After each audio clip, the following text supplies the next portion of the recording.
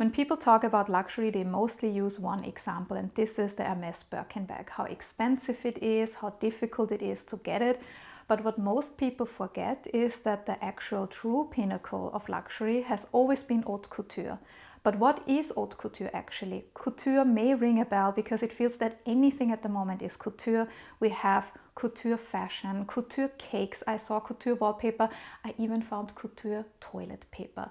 So what I'm going to do in this video is I'm going to talk about haute couture, what it actually is and how it's developed. I'm also going to explain if we could just start a brand and label it haute couture, and I'm going to talk who actually buys haute couture and how easy is it to buy haute couture. Can we just walk into the store, drop the money and say this is the couture item I want? And if you're new here, welcome, my name is Liz. I talk about luxury and fashion once a week, so if you're interested in fashion history, the fashion business or fashion events, come on over and join the fun and subscribe to my channel. And just some quick housekeeping, this is a non-sponsored post. I'm just sharing my personal opinion and my research here. Everything is alleged and for entertainment purposes only. Let's start with the basics. What does haute couture actually mean? So it comes from French. Haute means high.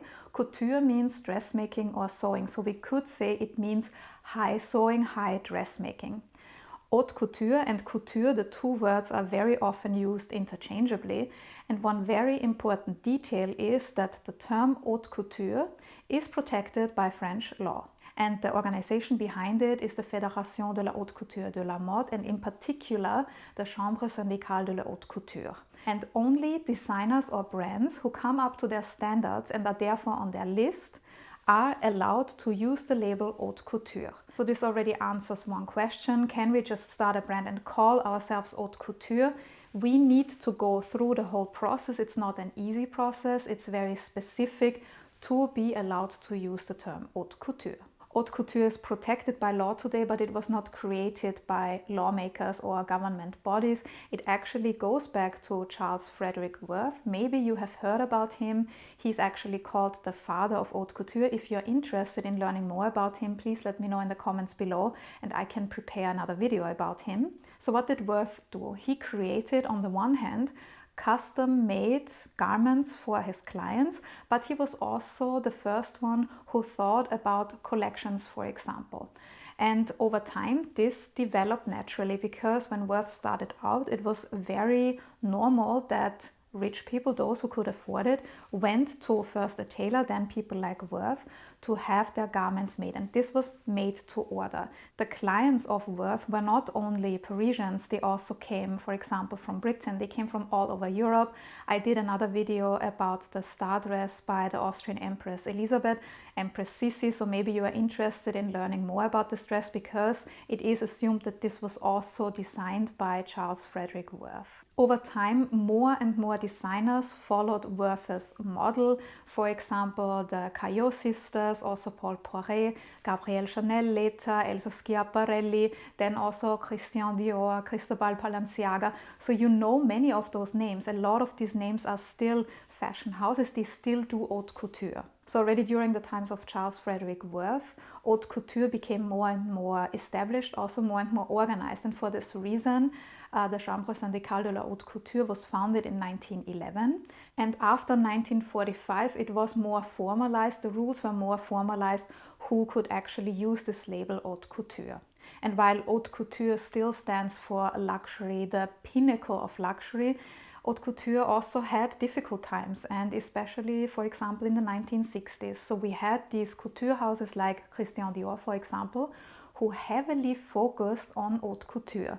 But the thing with haute couture, despite the prices, and we are talking here of prices between 20,000 US dollars up to 500, 800,000 or even $1 million US dollars today, they are very expensive, but actually not always very profitable. And this was exactly the problem that many of these couture houses had in the late 50s or in the 60s.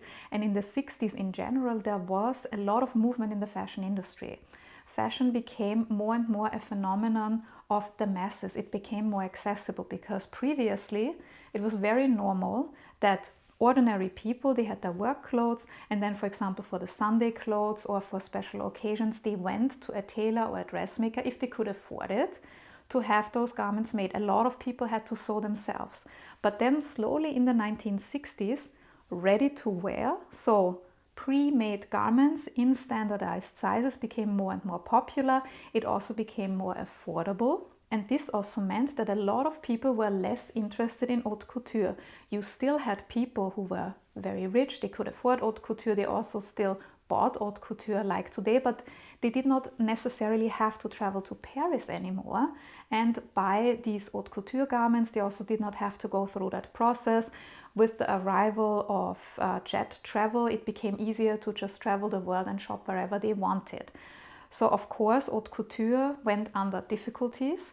And then one example is Christian Dior. The brand then opened their Miss Dior boutique in the 1960s, which targeted exactly that. They targeted an audience at a lower price level, but they wanted to look fashionable as well. And over time, ready to wear, these mass market products actually became the vehicle, the cash cow to finance haute couture. But then, of course, everything in the fashion industry goes in cycles. So in the 1970s, it got a bit better for haute couture because there were designers like Yves Saint Laurent who modernized also haute couture, who made it attractive again. And then another big boost was in the 1990s. This was also a big time for haute couture. And until today, many fashion houses do haute couture, but they also do ready to wear at the same time. I already brought it up before. Can we just open a brand and call it haute couture? No, because of the requirements by the Chambre syndicale de la haute couture. And you will see there are not many requirements, but they are very specific and they are also very much Paris focused. And this is why haute couture until today has this very close link to Paris. First of all, the brand needs to employ at least 15 full-time employees in Paris. And in at least one of their workshops, they have to have at least 20 full-time technical workers. And the brand or designer has to present at least 50 different designs during the 2 Paris haute couture weeks. These haute couture weeks are also organized by the Chambre syndicale de la haute couture. They are usually in January and July, so they are outside of the usual fashion week. They have actually their own fashion week for haute couture. So those designers or brands who go through that process and are then chosen by the Chambre syndicale are then on their list. And the names, you probably know some of them. For example, Chanel or Dior are the most obvious ones. Then there are also correspondent members.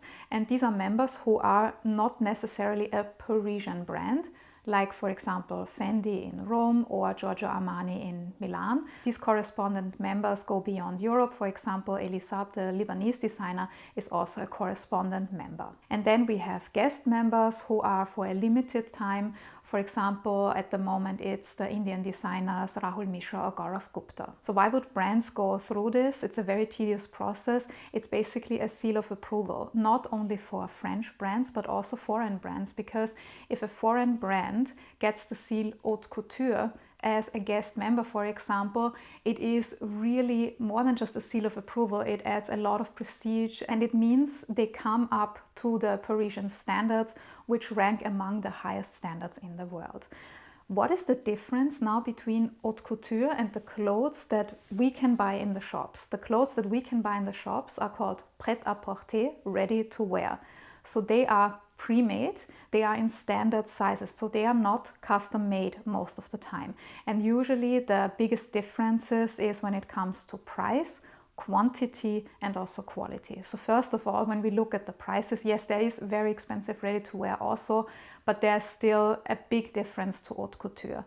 Haute couture for simple garments like a blouse or a skirt starts at around $20,000 to $30,000, and then it goes up. The gowns can cost between $500,000 to $800,000 or even bridal wear sometimes reaches $1 million. Needless to say, the sky is the limit. So why are these prices so high? Haute couture uses the justification of the quality. First of all, the materials that they use, but also the whole process of making those garments, because it takes a long time to make these garments. They are handmade, they are custom designed.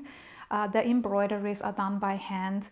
It takes sometimes hundreds of hours to just make one haute couture garment. So of course, then we also see the quantity is different. While we can shop ready to wear in London, Paris, Tokyo, Bangkok, most of the time there's enough supply because it's mass produced. haute couture is not mass produced, it's custom made, made to order for certain clients, so in very low quantities, and this also means there's scarcity, so there's little supply, and very often if something is very high quality with little supply and there's demand for it, it's very, very expensive. So it takes a very long time to make those garments. This is nothing that is easily scalable in the business sense, so the economies of scale are not really there. What are economies of scale? It's basically if I can sell a lot, it doesn't matter if my margin is very low, I make a lot of money. This is the basic model behind ready-to-wear. This does not work for haute couture because of just the amount of work and this custom approach. It can't produce these economies of scale. So when we think about this process of hundreds of hours, you need very skilled artisans, you need to train people, and this also leads me to another point. It leads me to the ateliers supplying the fashion houses, because not everything is done in one house. Very often they collaborate with ateliers. You may have heard the term métier d'art. A lot of people then think of the Chanel shows.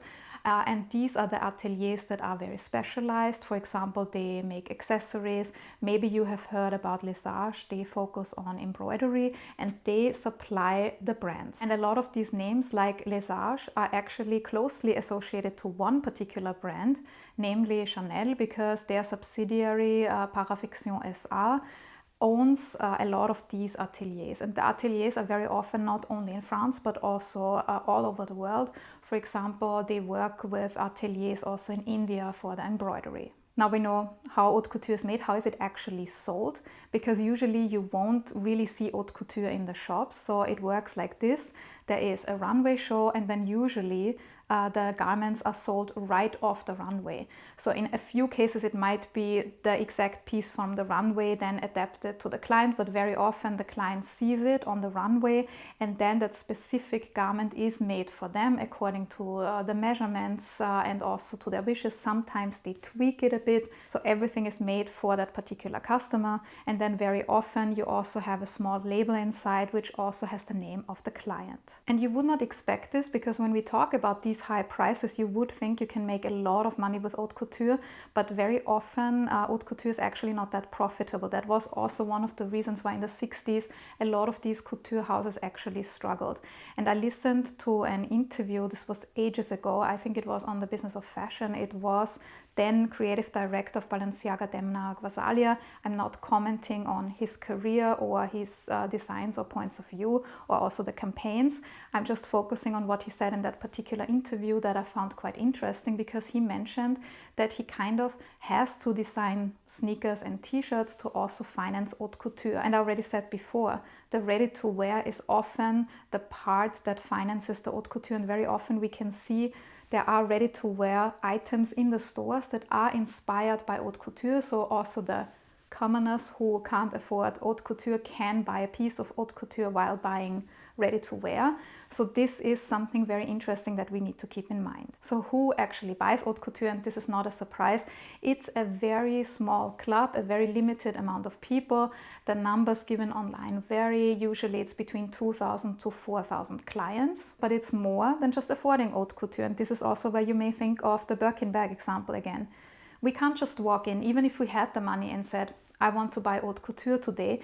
It's about relationships. You need a track record, you need recommendations to be accepted into that club. And because it's so expensive and custom made, the whole experience is personalized, and there's more to it than just going to Paris to the fittings. I've mentioned this in my video about the designs by Pierre Balmain for Queen Sirikit of Thailand.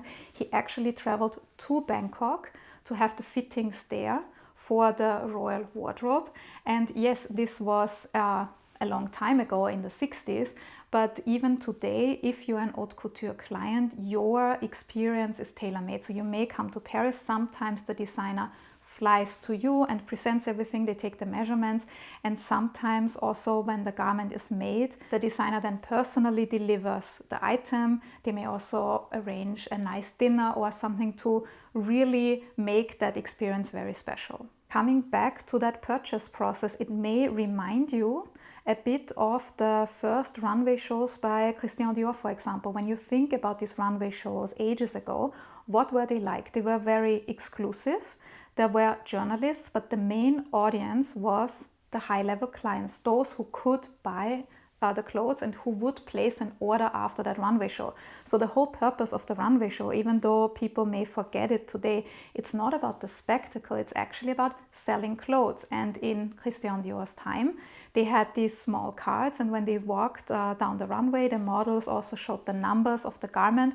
So immediately afterwards, the clients could say number 789, I want made according to my size. And this is still the same system today. And needless to say, today it's a spectacle, it's a marketing event because more people than just these core clients are invited. But the basic idea is still the same.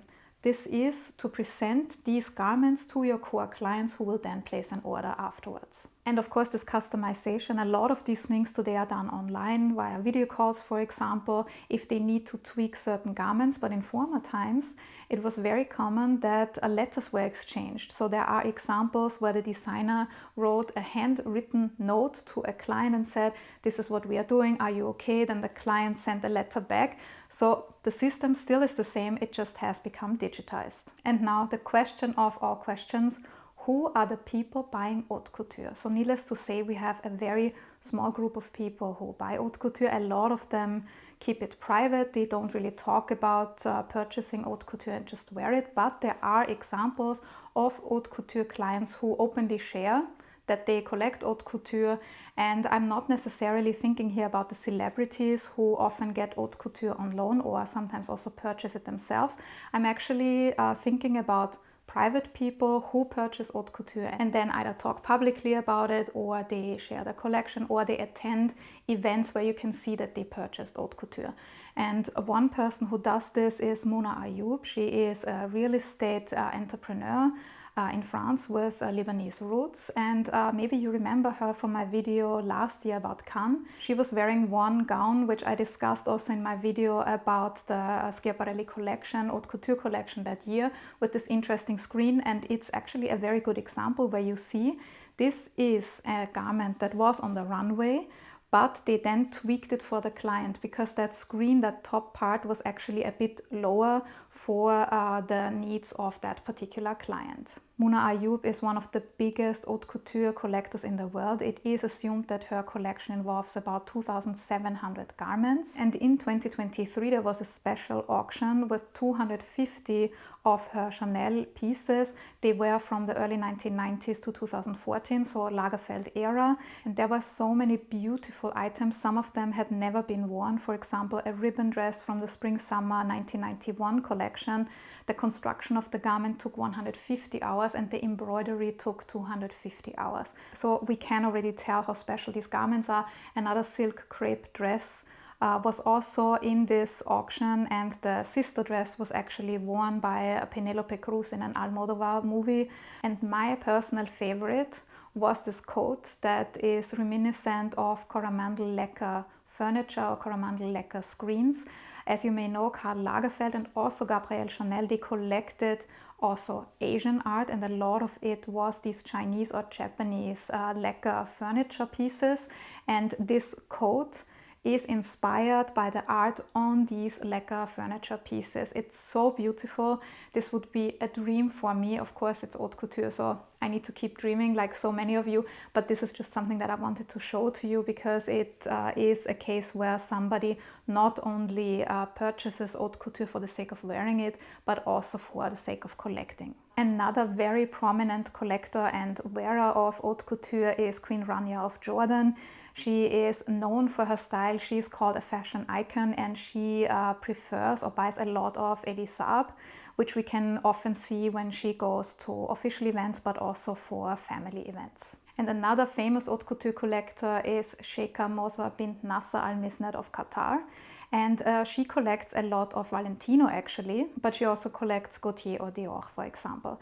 And then I would also like to introduce you to an haute couture client who not only wears haute couture, she also shares the whole process, her experience with haute couture on her YouTube channel. I'm talking about Sofia Krasicki von Sizin. I hope I said the name correctly. She is the granddaughter of the late Australian businessman Ian Potter. And on her YouTube channel, you can see how she orders the dresses or the garments, how she goes to fittings, how she discusses with the designers. She also shares her experience from the runway shows, not only the couture shows, also other shows. So this is probably one of the most real-life examples that you can find online about haute couture. So what about us commoners who neither have the budget nor the relationships to the brands? How can you buy haute couture? One way would be to buy vintage through certain specialized shops or also online platforms. But I do have to say, this process has not only become more and more expensive, but also more and more difficult, because a few years ago you could find great haute couture garments, for example, on eBay or other platforms. But now, because of the popularity, these items, the good ones, go really fast, and they have become more and more expensive. And one of the biggest platforms also for couture items is firstdips.com, and you can see how the prices have gone up. So this would be one place where you could buy haute couture. It's still quite expensive, but it's not the price that you would pay for the contemporary haute couture. And I would like to share one particular online shop with you here, and also its related Instagram account. Again, this is a non-sponsored post, but I really enjoy not only the garments, but also the knowledge that is shared on this account. I'm talking about Shrimpton Couture. I will also link this account below. And what I really appreciate about this shop and account is that Sherry Borch, the founder, shares a lot of information. For example, when she drops one item, she also gives a lot of background information. She goes into the archives, she explains the fashion history, and she does sell couture. She also sells ready-to-wear. And even if this is not your budget, or if you don't want to purchase the garments, I highly recommend that you follow her, because she gives away this knowledge for free. It's her passion. You can learn so much. And in my opinion, she's one of the few experts who backs everything up, who really looks into the details. And with this, I have also reached the end of my video. I hope you enjoyed this. I hope you learned something. And if you did, please let me know. It's quite easy to do so. Just like this video and also subscribe to my channel if you haven't done so already. If you enjoy to read about fashion, you can also head over to my website, thepinklookbook.com, and you can also check out my fashion label, Pelagona. And if you enjoyed this video about haute couture, I have another very interesting video where you can learn about the sister of Christian Dior. Thank you very much for joining me in this video, and see you in the next one.